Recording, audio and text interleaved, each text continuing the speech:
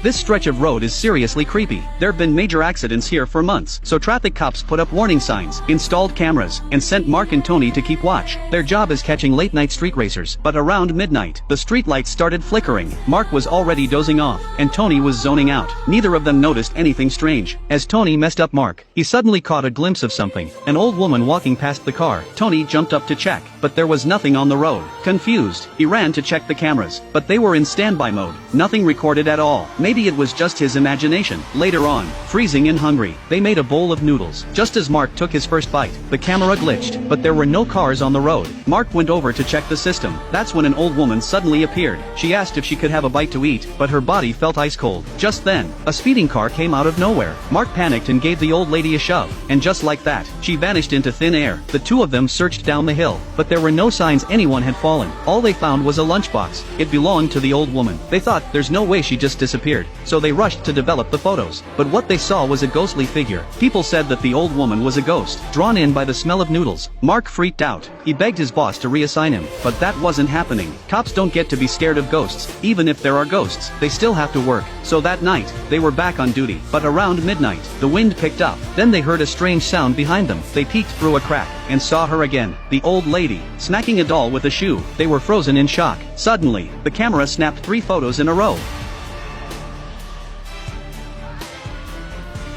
Terrified, they ran for it, left the camera behind too. Their boss was furious, ordered them to retrieve the equipment. Tony, totally stressed, went to a gaming cafe to play racing games, but while he was playing, he saw her again. It was like the old woman was following him. Mark was terrified too. Next shift, he taped a charm to his back, and even put a red dot on his forehead. To be extra careful, he brought a voice recorder. At first, they were laughing along to the music, but then it suddenly turned into crying. A soft, eerie sobbing. Mark's face turned white. Just then, a sedan came speeding right at them.